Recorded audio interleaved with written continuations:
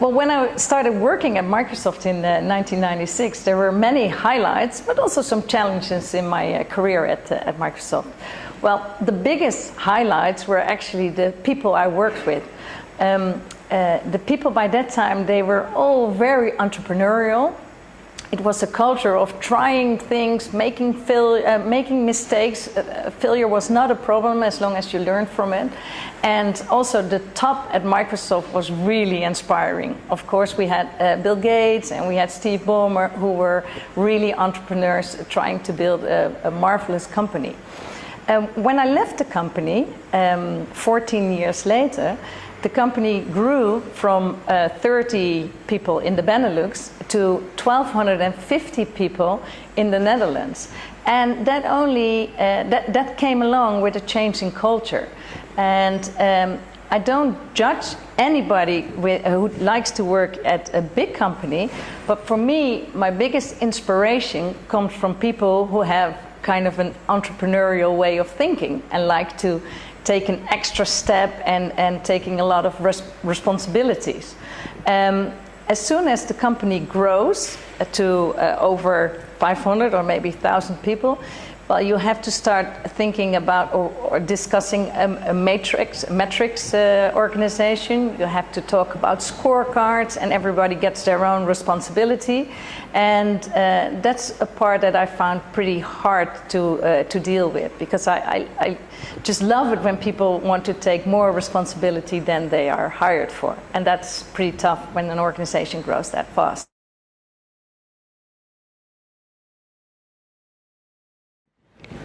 So when I left Microsoft, I took a year at the time to really figure out what I wanted to do next. And that sounds like a long time, but actually for me it was a really valuable time to talk to people, to understand what they are passionate about, to really think very hard to understand what makes my heart tick, was really very valuable. And after that year, for me, it was totally clear. Of course, I wanted to be in the technology industry. I love the innovation. I definitely want to be part of innovation. But I also wanted something that could change the world, make it a little bit better. And that's why I decided to actually start my own company. It's called WiseNose, and we founded it in September 2013. And the reason why we call it actually WiseNose is that it's a wrong translation of the Dutch word wijsneus, which means kind of something like smart kid. Well, what's the idea behind WiseNose? Lots of children are entering the internet. That's no news. But when they are on the internet, it's sometimes pretty hard to find the right information if you look at the competences that fit to the ages. So when a child, for instance 8-year-olds, enters the internet, it's sometimes pretty hard to find information that's suitable for an 8-year or a 6-year or a 10 years old. So what we want to do is make that information on the internet better for children in several ages, and looking at the competences, and provide technology towards all companies who want to communicate or interact with children, in order that they can make the right content for the children. And the final goal is that not only in the Netherlands but actually worldwide, the internet is going to be a much richer and more informational and better place for children when they are looking for information.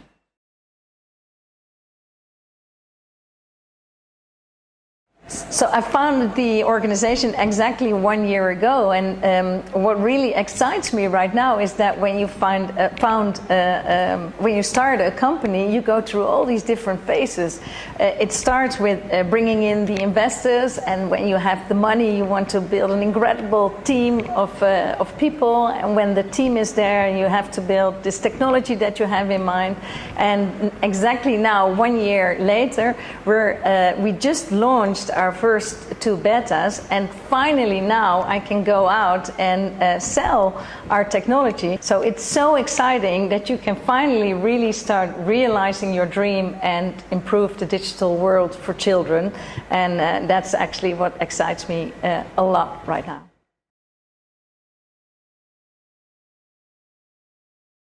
Well, obviously it's a huge step when you're used to working in a corporate environment to starting your own company in this very small startup environment.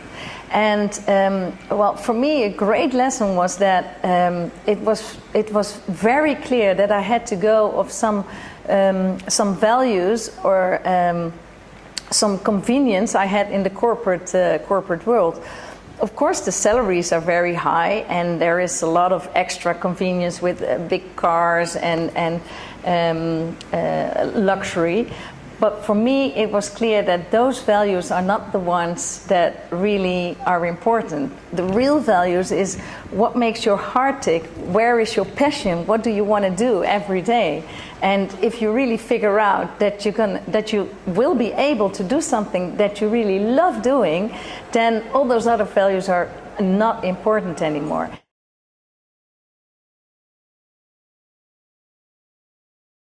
Well, unfortunately, there are not a lot of women working in the IT or technology business, and I think that has to do with a big misperception of this industry. When I talk to other female, they tell me, "Oh, Diane, you're in the technology business, and you probably have to talk bits and bytes all day, and all those kind of nerds that you're talking to every day. Do you really like that? Is that inspiring?"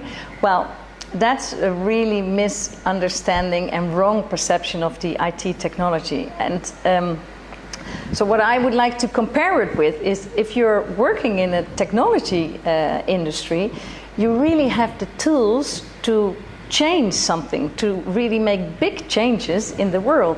And for me, that's something different than working, for instance, in a company that makes a very nice magazine with lots of female working on different articles, which is also nice, but the effect that it has on the world it's much more limited. So if you see the technology industry as a way to realize your dream, as a tool that you can have to realize your dream, it's going to be a totally different perception. And I would love to invite much more female to take a look at IT companies. Start taking a look at Google, start taking a look at Facebook or Microsoft or startups, and see how inspiring this environment can be. And it's definitely not about bits and bytes and nerds, etc. That's a real misunderstanding.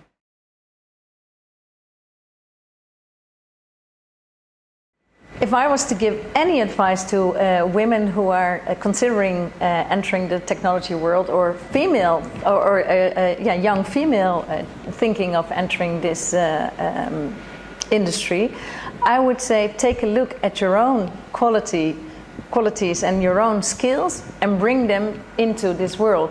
Don't look at all those men who are working over there with their own skills and way they do things and try to compensate that, because a good team is a team with diverse people in it, and actually in lots of technology firms the diversity is lacking, and diversity from a gender perspective.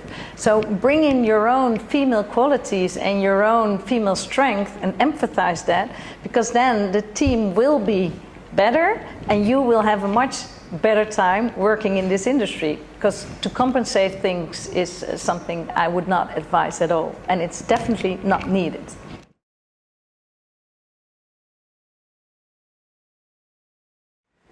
Well, if you ask me who my role models are, I have to answer you that I have actually several, and it changed. When I started working at Microsoft, one of my role models was Jack Welch. He was the former CEO of General Electric, and he really was able to change that huge company. And I'm very open about it. of course, Bill Gates has been a role model for me as well. It's really an incredible person who is able to really change the world in a beautiful way. But now if I look at nowadays, my role models are changing, and it's not really about the big names anymore. For me, a real role model is, well, first of all, an entrepreneur. I love entrepreneurs, but then I make it a little bit tougher. I'm looking for an entrepreneur that can combine building a great company and have some kind of work-life balance. So when you only spend all your time in building this company and make a huge success about it, but then you neglect all your personal friends and family, for me that's less an inspiration than when you're able to combine actually both of them and build your own company and have a great work-life balance. And that's hard, that's really hard. So I don't think there are many role models, but they're absolutely there. And if I look at it from a female perspective, I can be very clear that they are pretty close actually within the Inspiring 50. I'm very impressed about what Janneke Niese has been doing with Improve Digital. And I'm also inspired by another female who's on the list, which is Annelies van der Belt, who has spent her years in Russia, now in the UK, and really has this drive for her company as well. So I have many role models, but I'm looking for this combination of building your own company and have a perfect work-life balance.